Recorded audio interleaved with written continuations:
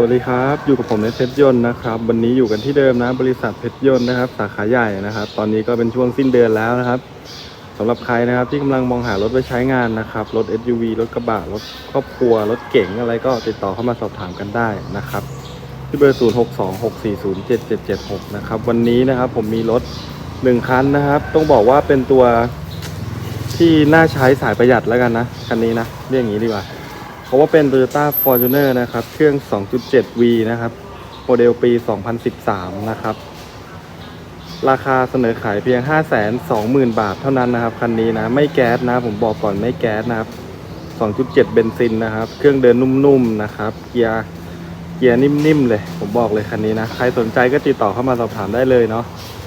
ก็พอดีตอนนี้มี Fortuner หน้ายักษ์นะแชมป์เข้ามาหลายคันนะครับก็มีสีบอลสีขาวนะครับก็มีหลายคันเลยนะตอนนี้นะครับใช่สำหรับใครนะครับที่สนใจนะครับในตัวรถ7ที่นั่งนะครับ PPV ค่าย Toyota Fortuner ก็ติดต่อเข้ามาดูนะครับมีราคาพิเศษพร้อมโปรโมชั่นให้นะครับคันนี้ต้องบอกเลยว่าตัวรถนะครับสีแท้เดิมทั้งคันนะครับกระจังหน้าตรงรุ่นนะหูได้ยางดีด้วยเนี่ยคันนี้นะครับราคา 520,000 บาทนะครับใครสนใจก็ติดต่อเข้ามานะครับเดี๋ยวเรามาดูกันเลยดีกว่านะครับไฟข้างโอ้โหไงพอกดกล้องปุ๊บไฟอย่างสวยนะครับโคมไฟเป็นโคมแท้เดิมโรงงานนะครับไฟหน้าเป็นโปรเจคเตอร์เลยนะครับมีไฟเลี้ยวนะครับฝั่งมานะสีอันนี้นะครับเราก็มีการขัดให้ใหม่นะเงาแวบอย่างนี้เลยนะครับอันนี้ยังไม่มีฟิล์มนะครับผมบอกก่อนนะใสแล้วใสแจ๋วเลยนะครับด้านหน้าก็จะมาพร้อมไฟตัดหมอกนะครับกันชนด้านหน้าเป็นสีดำเงาสลับกับดำด้านนะครับทะเบียนสวยนะครับ2 กวนะครับกระจังหน้าตรงรุ่นนะครับเป็นโครเมียมนะครับผมพร้อมไฟตัดหมอกนะครับมีโป่งล้อมาให้นะครับตามสไตล์ PPV Fortuner นะครับเอาใจสายดุดันนะครับต้องบอกเลยนะครับตัวที่เป็นเบนซินนะครับผมบอกว่าเป็นสายประหยัดเพราะว่าส่วนใหญ่ลูกค้าที่ซื้อไปเขาจะเอาไปติดแก๊สนะอันนี้ต้องขออภัยนะครับถ้าไม่ถูกใจใครนะเพราะว่าเอาจริงๆประหยัดมากเลยเหมือนกับตัวที่เป็น Fortuner ตัวแรกๆที่เขาเอาไปวางเครื่อง UZ3 UZ อะไรกันอย่างเงี้ยนะครับจะเป็นเบนซินแล้วเขาก็เอาไปติดแก๊สเพราะว่ามันจะประหยัดน้ำมันมากนะครับขับทางไกลสบายนะครับนี่นะครับคันนี้นะครับมาพร้อมโป่งล้อนะครับสวยๆแบบนี้เลยนะครับมาพร้อมยางนะครับโยโกฮาม่านะครับยาง AT ตรงรุ่นเลยนะครับแม็กอัลลอยแท้เดิมโรงงานนะครับคันนี้นะนี่นะครับยางใหม่ๆเลยนะครับสวยๆแบบนี้เลยนะใครที่กำลังมองหานะครับรถ7ที่นั่งนะครับผ่อนน้อยๆนะหมื่นเดียวเองมั้งเพราะว่าราคา 520,000 นะครับดอกยางท่วมๆเลยนะครับข้างประตูก็จะมีกระจกมองข้างพับไฟฟ้านะครับแล้วก็โลโก้อะไรต่างๆนะตรงนี้มีไฟเลี้ยวฝั่งมานะครับกระจกยังเป็นกระจกโตโยต้าอยู่นะครับแท้ทุกบานเลยนะครับตัวรถไม่มีพลิกคว่ำจมน้ำชนหนักแน่นอนนะครับส่วนด้านข้างนะครับก็จะมีกาบบันไดนะครับเป็นสีดำนะครับเป็นสีดำด้านนะครับด้านหลังก็เป็นดัมเบรกนะครับคันนี้นะเป็นแม็กแท้เดิมโรงงานเช่นกันนะพร้อมยางโยโกนะครับอยากให้ดูนิดนึงนะครับว่ารถนะครับไม่เคยตัดแต่งตัวถังนะครับไม่มีพลิกคว่ำจมน้ำชนหนักแน่นอนนะครับราคานี้ราคาเดียวเลย 520,000 นะครับลูกค้าที่อยู่ต่างจังหวัดนะครับก็สามารถออกรถได้นะครับที่บริษัทเพชรยนต์ของเราก็มีบริการจัดไฟแนนซ์ให้นะครับเดี๋ยวดูด้านท้ายกันเต็มๆเลยกับ Fortuner นะครับนี่นะครับเป็นโมเดลปี 2013 นะครับเลขไมล์ 140,000 นะครับกับราคา 520,000 บาททวนนะครับ 2.7V นะครับเบนซินนะครับไฟท้ายของเขานะครับก็เป็นไฟท้ายโดนัทไฟโคมข้างในจะเป็นสีแดงนะครับส่วนด้านนอกก็จะเป็นโครเมียมขาวสวยๆแบบนี้เลยนะครับ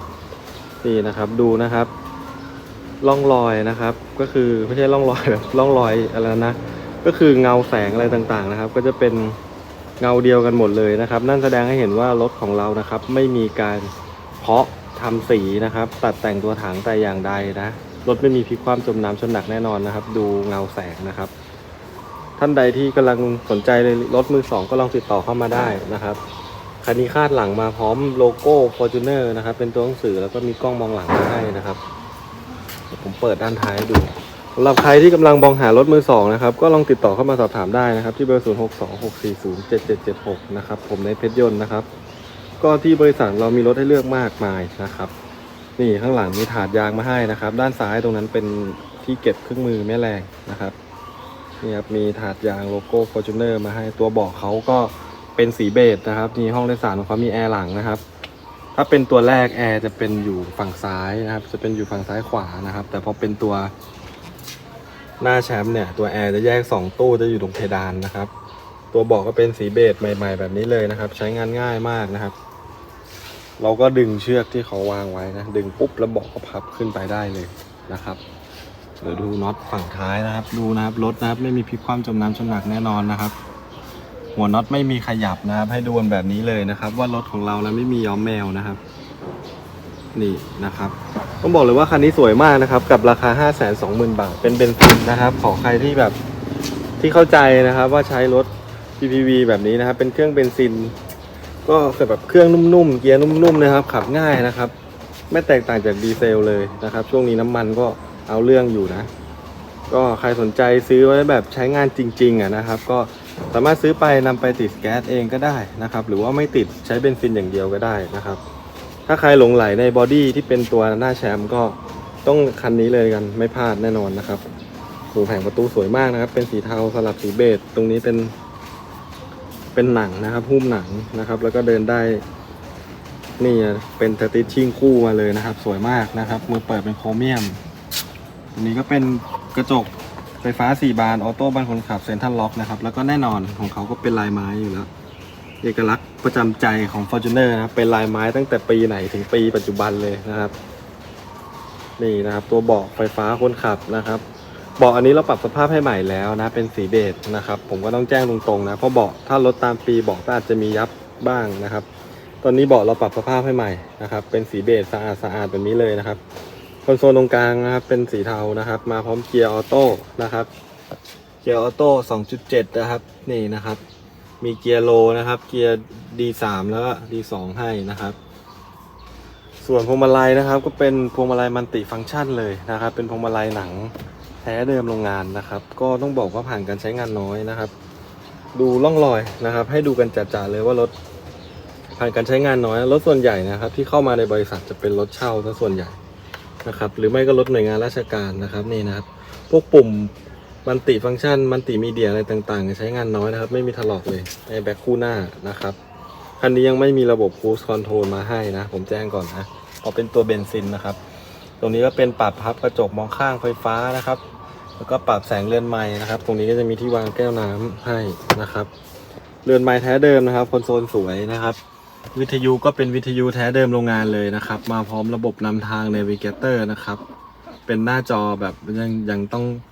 แตะข้างนอกอยู่นะแต่ว่าสามารถบลูทูธ USB นะครับมีระบบนำทางใส่